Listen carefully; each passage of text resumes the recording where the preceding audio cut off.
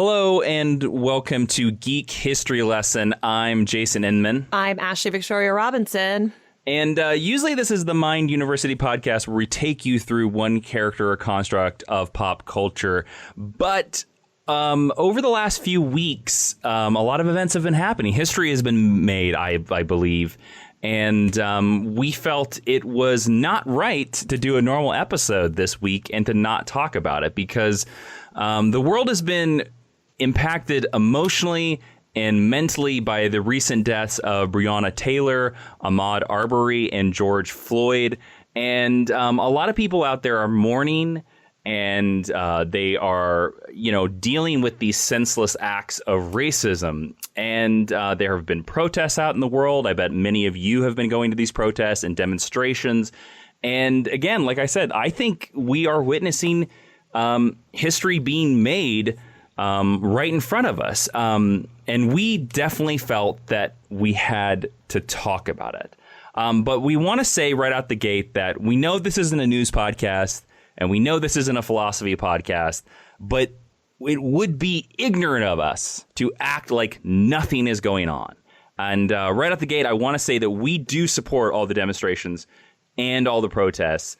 And if any of you out there are listening to this and your immediate response is, just give me a podcast about superheroes, I don't need your opinion because you're podcasters, then I say to you that this is our show. We can do whatever we want.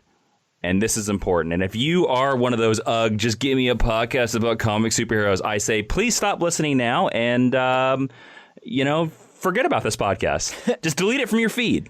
But for the rest of you, let's continue because we have a very special guest and a very special discussion. And Ashley, would you like to introduce our guest? Yes, today we are joined by a friend of Jason and I, incredible actor, martial artist, future Dick Grayson, Brandon Marino. You've seen him on For the People. You've seen him on Shooter. Go check out his IMDb. He's everywhere to be found. And we really wanted to invite Brandon to join us for this very special geek history lesson, not only because he's a listener and a friend and he's a nerd, but as two white people, we also want to learn to listen as well. So welcome, Brandon, to Geek History Lesson. Thank you so much, guys. Now, I know you have been a longtime listener of this podcast, and you've been a good friend of our podcast. And I just want to ask you this, Brandon. How are you feeling right now with everything that is happening in the world and what we're seeing? It'll kind of change moment to moment. Various things that will bring anger or sometimes hope, a lot of encouragement. It is that thing where it is all being filmed now. So we're seeing so much and being exposed to so much. I think that there's a lot of pain in that, but there's also a lot of beauty being found in that. And the people willing to lend their voice and speak up. That's a great way to look at it. That's beautiful. Yeah. That also hits me too because Brandon and I message a lot on Instagram, and I always tell him that I came for the Dick Grayson love, but I stay for the social justice. So I think that's really beautiful. I want to real quick before we get too far into our discussion about black heroes and black superheroes. I recently came across this quote from Gene Roddenberry this week, and I know Gene Roddenberry is not really lauded as a big voice in the black community, but he did give us Star Trek, which has always been about, racial tolerance and all that stuff like that. And I have no idea what this quote is for, but I came across it and I thought it was so, it just really speaks to the issue that it's at hand. So this is the quote from Gene Roddenberry. He says, "Intolerance in the 23rd century, improbable. If man survives that long, he will have learned to take a delight in the essential differences between men and between cultures. He will learn that differences in ideas and attitudes are a delight, part of life's exciting variety, not something to fear. It's a manifestation of the greatness that God or whatever it is gave us, this infinite variation and delight." And he's like, that is part of the optimism that we built into Star Trek. And I thought that this idea of take delight in the essential differences between men and between cultures was just genius, and also just shows why he was a man ahead of his time. Yeah, although he did still say men, but That's okay. Everyone can unfollow me first for that comment. I think he's saying in the global, it's reflective in the of global the time. min. Yeah, yes. yeah. I just had to get my jab in. Yes. So Brandon, we know you are a big fan of comic books. You are a big fan of superhero culture, and we thought that this would be a great time to talk about Black superheroes or Black heroes in media, and discuss good examples of them, who we think are good examples, who we think are bad examples. And we were talking about this off mic a little bit, because when the hashtag Me Too movement happened, which was a great movement as well a couple years ago, it was brought out that media and pop culture can have broad effects on people's opinions, the way people think, and can actually set an example for future generations. So, Brandon, I want to talk to you just overall.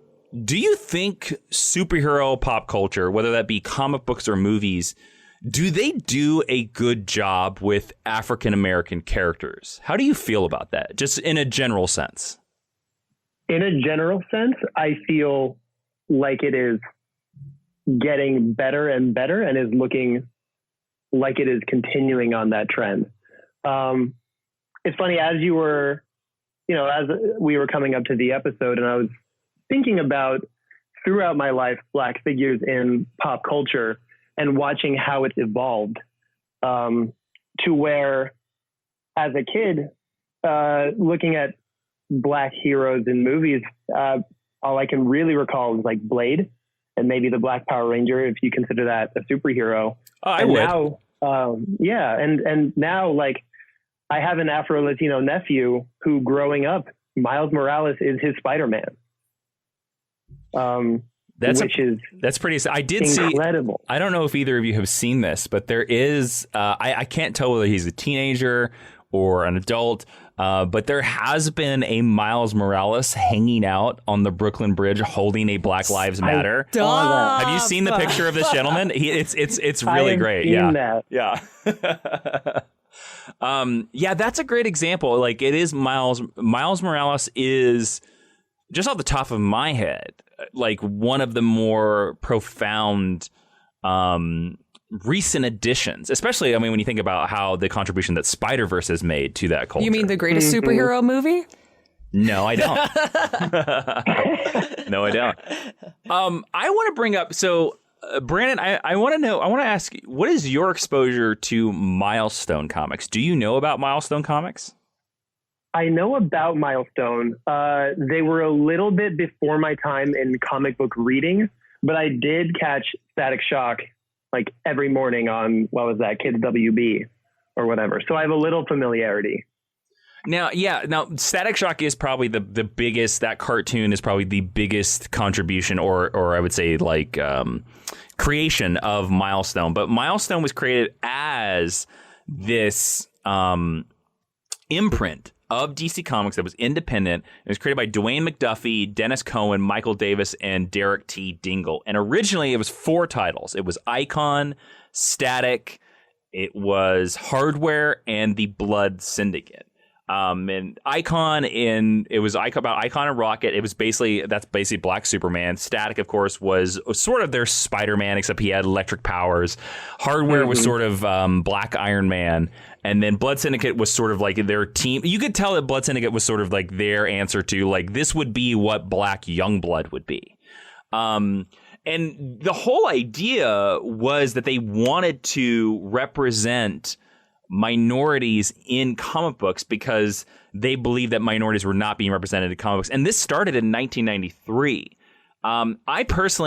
I love Icon. Now, it's written by one of the greatest Superman writers of all time, the late, great Dwayne McDuffie, who I still, am so thankful that I actually met him 2 weeks before his death, and he was such a lovely gentleman in his thoughts.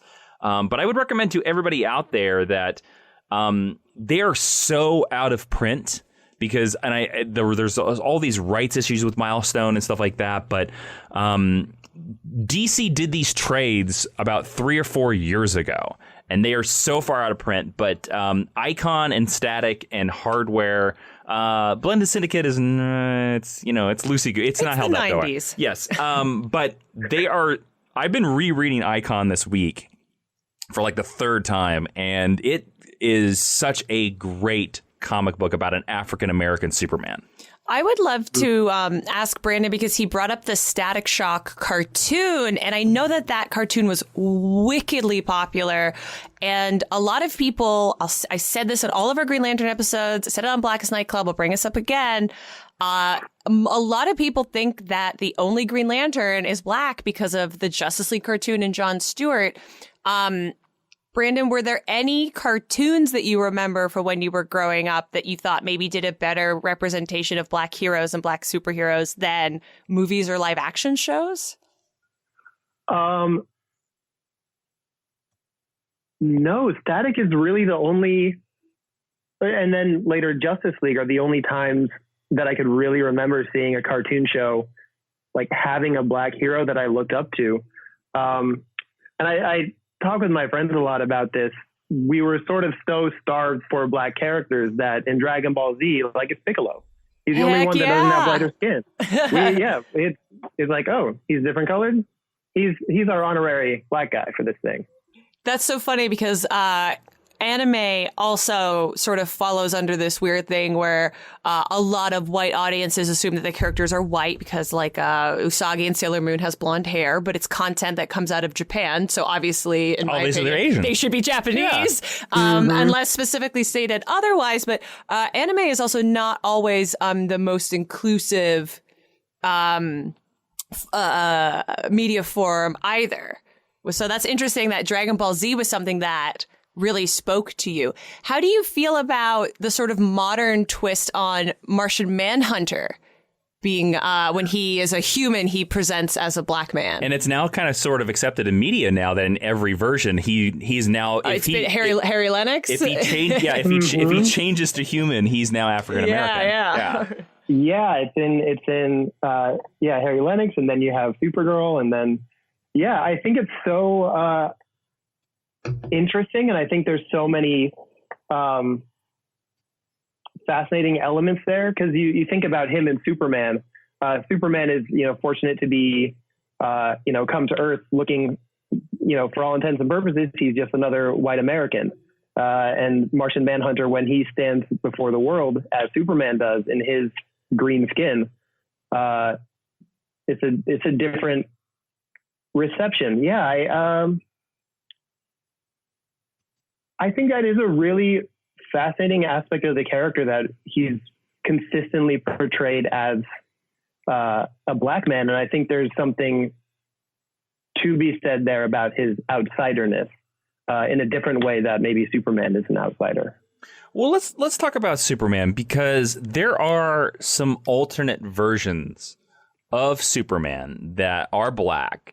And to be honest with you, there's two of them that I am blown away that DC is not publishing their title. The first one for me, and this is a character that I've always loved dearly, is John Henry Irons Steel, or also known as the Man of Steel. And when he was first introduced by Louise Simonson and John Bogdanovich, I can't say his last name. Sorry, we love you. You're a great artist. John Bog. He is a great artist.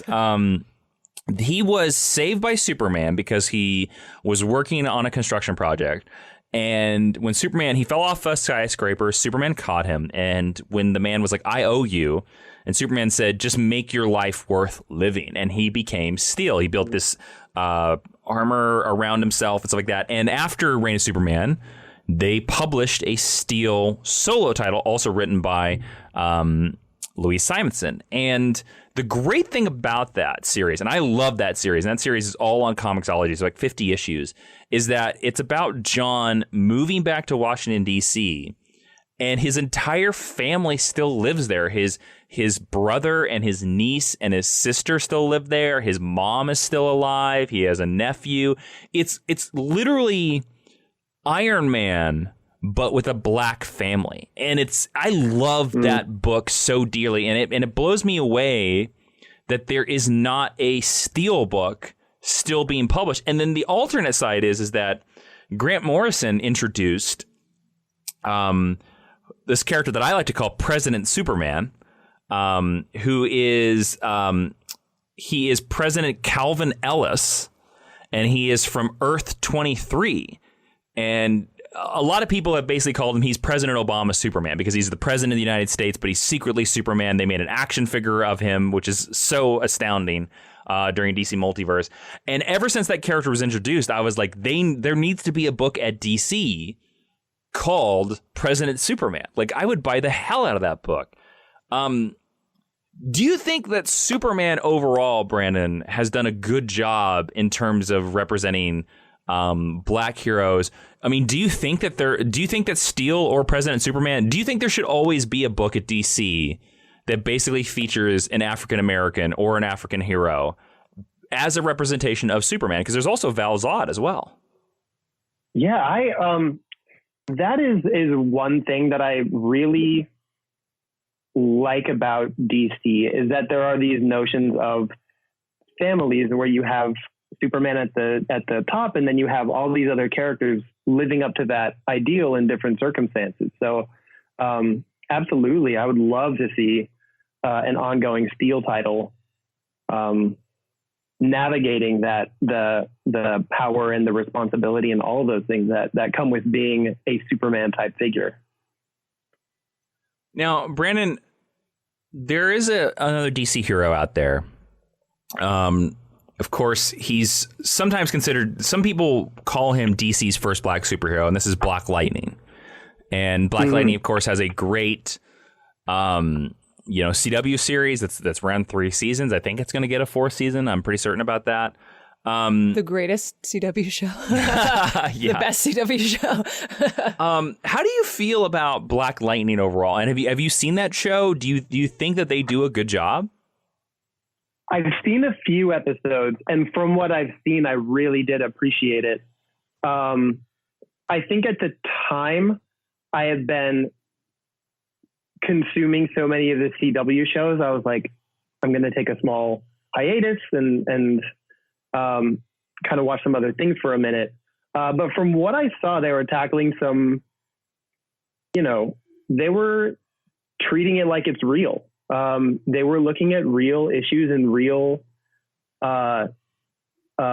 things that would come up for a character like that in that position.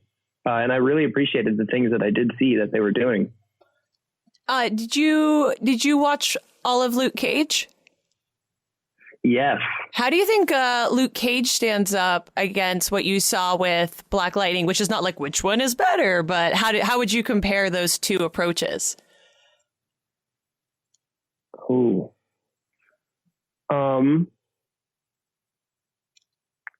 I know Luke Cage also does tackle a lot of real world issues, and Mike Coulter, like Chris Williams, really grounds some of the sillier parts of that character's story. Absolutely. I'm going to lean more Luke Cage because I've seen a bit more of it.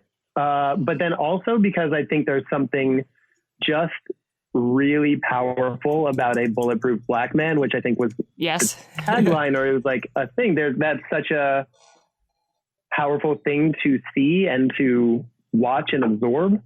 I think I'd lean a little bit Luke Cage in my preferred one of the two. Now someone's going to come to your Twitter and say, but Brandon, do you love DC better? Please, I'm here for it. Brandon, I want to ask you this question. What do you think that superhero pop culture, what could they do better in terms of representing the African American community and their story and those type of people? I think first and foremost, making sure that you have those voices in the writer's room and contributing. But from a consumer kind of standpoint, someone who watches these images, I think just the way that it's been progressing that I really love watching is getting these complex characters like Black Panther and Miles Morales and really treating them like heroes, giving them the space and the attention, and not having them be the sidekick. And it's something, not to say that Falcon is Captain America's sidekick, but he's Steve Rogers' right-hand man for the Avengers films. And I'm really excited to see upcoming this black man take on the mantle of Captain America. I'm very excited about that as well. Yeah. And something, and all that entails. That is something that I really would love to see continue. And then, non-traditional casting is another main thing, and it's something that I am very passionate about. Well, yes, because tell everybody that is listening right now, because you have, and I fully support your campaign. You, for quite a while, have been campaigning to play live action Dick Grayson in whatever movie they're eventually going to put him in there, because not only are you a talented martial artist, but I've seen your Instagram stories, and I'm pretty certain that you could kick most people's asses. Fun fact, this was kind of how we met. Was Brandon sent us a postcard that was sort of advocating for this project and for him taking on this role. So we're fully supportive of that. Oh my God, thank you, my heart. I think a lot of it is through just, when I was a wee lad many years ago. No, you're very young. Brandon's 21 years old. 21. Playing on the playground, and that notion from the other kids, like, we're going to play superheroes. You can't be Batman. No, you can't be Superman. And I think it's a common experience. Like many kids, we'd be Spider-Man because like you can't see his skin. But like I loved Batman, and I loved Dick Grayson and Nightwing so much. And the notion that I couldn't be that character because I just happened to be born with the wrong color skin just ate away at me. And I grew up studying Arnis, which is Eskrima, his weapons. Batman and Spider-Man were my favorite heroes when I was a kid. So like when I discovered Nightwing, he seemed like this amazing blend of the two that did the martial arts that I did. And it just seemed perfect. And kind of seeing an increase in representation, it really came from that idea of why can't I? Why can't we have a black person play Batman or Nightwing or Superman? These are fictional characters made 80 odd years ago. Yeah. I love too that you bring up non-traditional casting, because when you're in we're going to get like a little industry here. When you're in LA and New York and a lot of entertainment centers, you hear all the time, well, we're casting the best person for the role. We're casting the best person for the role. And then you get a little deeper into it, and a lot of it is studio deals and it's contracts and it's this and it's that. And if the conversation is we're casting the best person for the role, then the breakdown that you see or that your reps receive should say casting all types. It usually says all types, all races, instead of just dudes who have, look, and I love Henry Cavill and he looks like Kurt Swan's Superman and I think he's wonderful in the part, but it should be more than just white dudes with lantern jaws. Mm-hmm. One example of that I really love is Jason Momoa. Yeah. Here you have Aquaman for decades and decades, who is blonde-haired, blue-eyed. And then along comes Zack Snyder, and whatever, listeners may think about Zack, he's challenged that notion. And he's like, no, I want this, half Polynesian man to be my Aquaman. Then go ahead, Brent. I'm sorry. Oh yeah. And then you get these really, beautiful things when you do non-traditional casting, in that, things interact in ways that we don't expect or that we aren't used to. Aquaman lines up perfectly with, Polynesian culture of water gods, and all those things, those new flavors get to come out. Or even looking at the Batman coming up, we have a black Commissioner Gordon, a black police commissioner asking Batman to help him because he can't trust his police force is a very different conversation than a white one asking the same thing. Also, Jeffrey Wright is perfect and should be in everything. Absolutely. Yeah, it's interesting because I remember when the rumors broke that Jason Momoa was going to be cast in something, or they were talking to him, and that's when all the rumors started about him being Doomsday or Lobo. And I remember before they revealed that he was Aquaman, I literally turned over to Ashley and said they should make him Aquaman because it would be one way that they could make everybody take that character seriously. And yeah, it is great. It is such a great choice to cast that character. And it's the same, like, you know me, my favorite comic book character of all time is Nightwing. And I see absolutely no problem with Nightwing not being white. He doesn't have to be white at all. Like, to be honest with you, he could be Asian, Hispanic, black.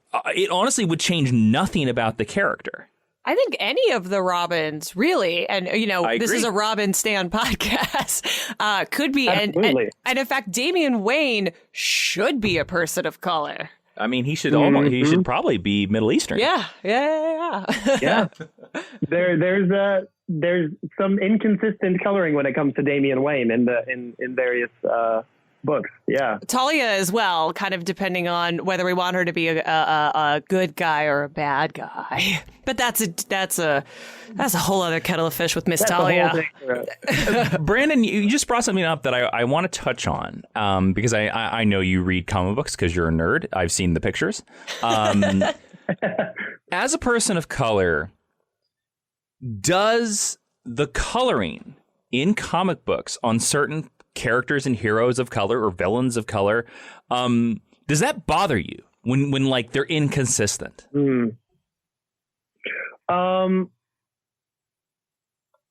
Not that often. With Damian Wayne, it's a thing where I'm like, he's not white, right? It doesn't bother me too much. In fact, sometimes there's these happy accidents that are really, like, as a fan, are really exciting. Like, there was a recent issue of Nightwing where for some reason they colored it and shaded a little darker, and like my heart jumped a bit. That's an exciting thing to see.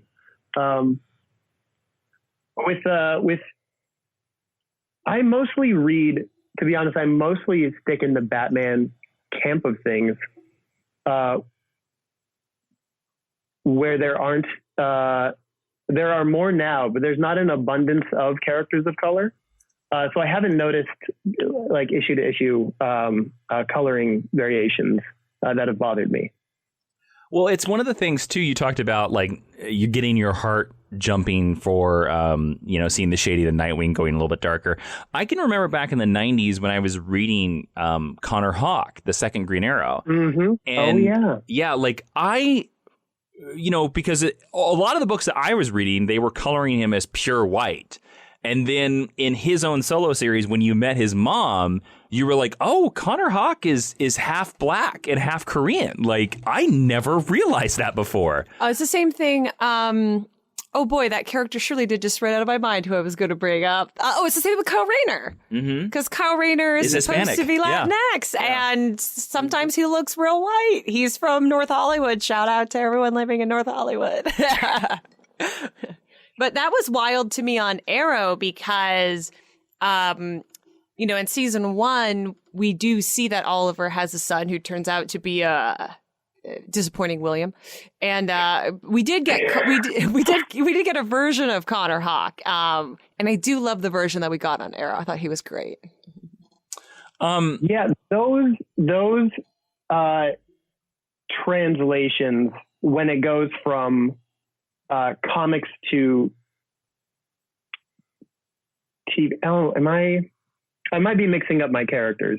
Did we get a white Connor Hawke on Arrow? No, on Arrow, they did this thing where they made Connor Hawke secretly John Diggle Jr., so he was an African-American.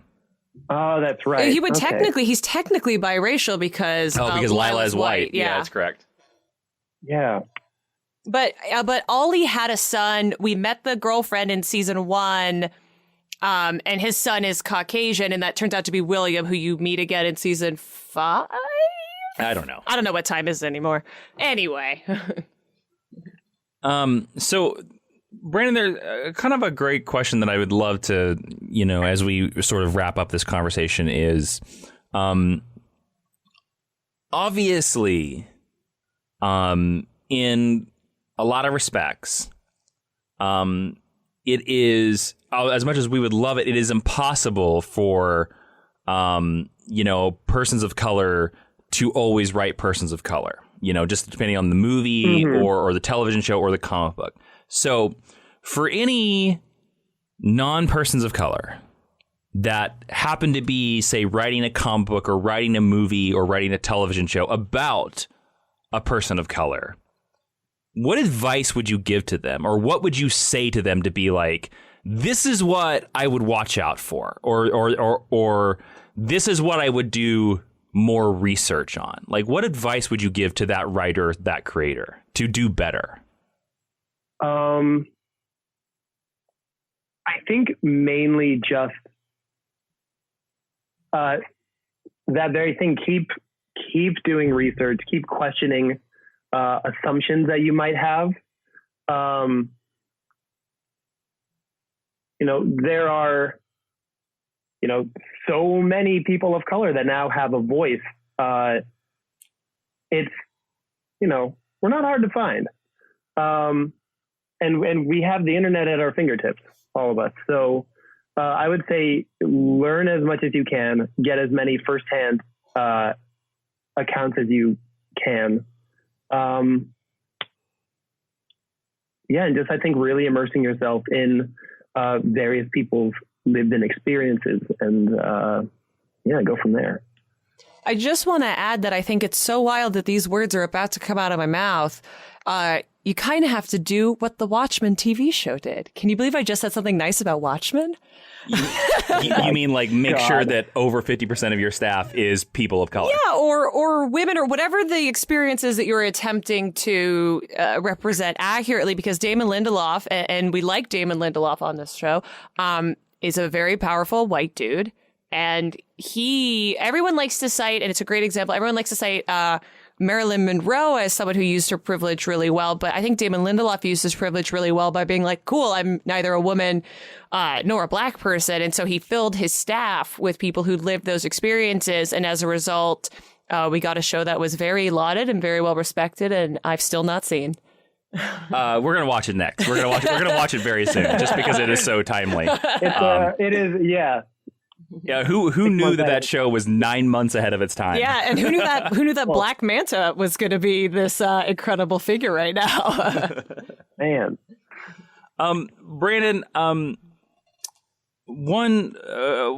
final question to you would be, Ashley and I are two white people that do a podcast. And we are painfully white, my friend. She from Canada, me from middle of nowhere, red state, Kansas. What would your advice be to white Caucasian people in America right now? How can we help? How can we do better? Just in the general world. In the general world, I mean, I would say it's very similar to the question for people writing. Just seek as many voices and experiences as you can, humbly.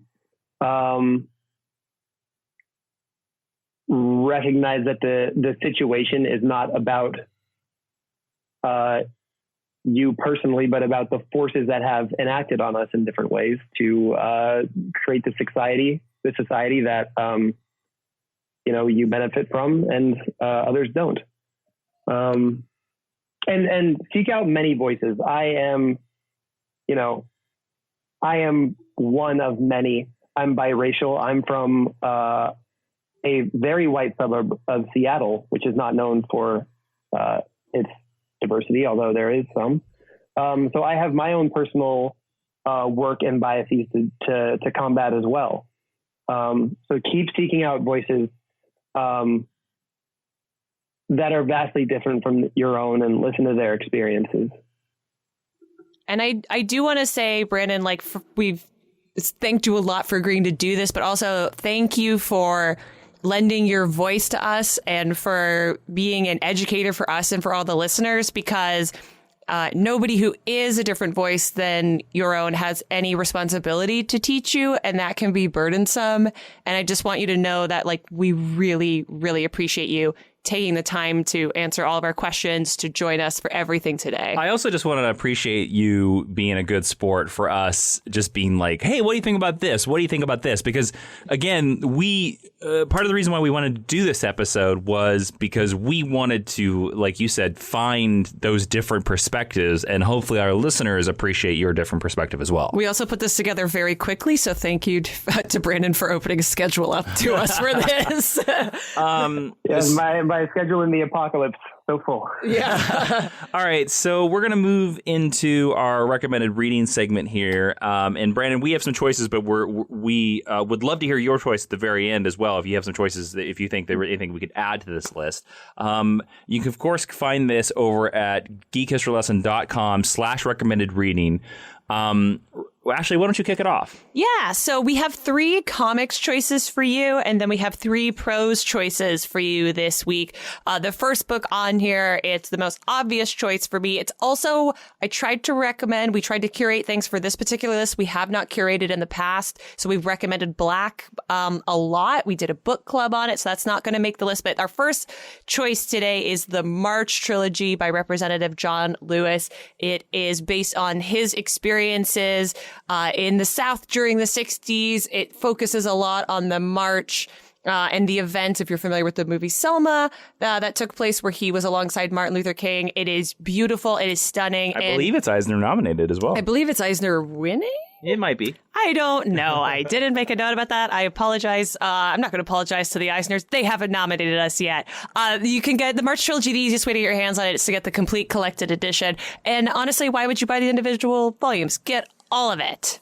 Our another 2 choices is, of course, we have the Miles Morales Ultimate Spider-Man Collection Volume 1. As we mentioned earlier in the podcast, Miles Morales is real, and apparently he's around the Brooklyn Bridge holding up a sign that says Black Lives Matter, and I think that's awesome. But if you like the Spider-Verse movie, everything you love about that movie comes from this collection, and I will also postulate this. Uncle Aaron's death hits you harder in the comic books than it does in the movies. It's pretty sad. And then another choice, of course, we mentioned it, is Icon, A Hero's Welcome. This is the wildly out-of-print trade paperback from 2009 that collects the first 6 issues of the Milestone series Icon. It's written by amazing, one of the best writers of all time, Jawiin McDuffie. I am reading this book right now, rereading it for the 3rd time. It is so amazing. I love it so much. It is so far ahead of its time. And then we also have 3 prose choices. The first one is Between the World and Me by Ta-Nehisi Coates, who is also the current Captain America writer right now. And it is you want to talk about getting a different perspective about how America works from a perspective you never would have considered. This is a great book to read. And also, you should read this book if you were a fan of HBO's Watchmen. This is the book that inspired Damon Lindelof to make that season. Ta-Nehisi Coates also did a run on Black Panther. We recommended his run in our Black Panther episode that heavily influenced the Black Panther movie. So if you enjoyed that movie, definitely check out this essay.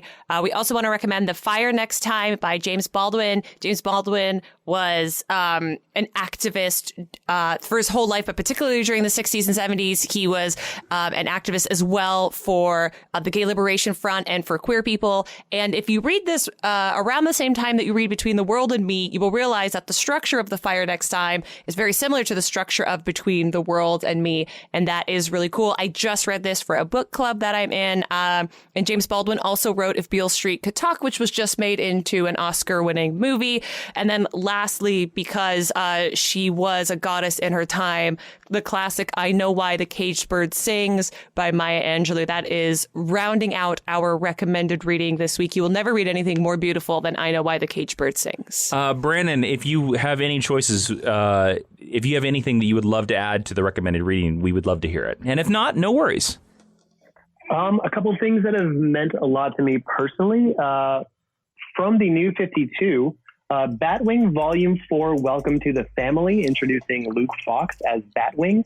I took a selfie with the page where he was introduced, because you rarely see Black men who are incredible martial artists as well as incredible scientists, and so compassionate and loving towards their family and friends. And that character means a lot to me.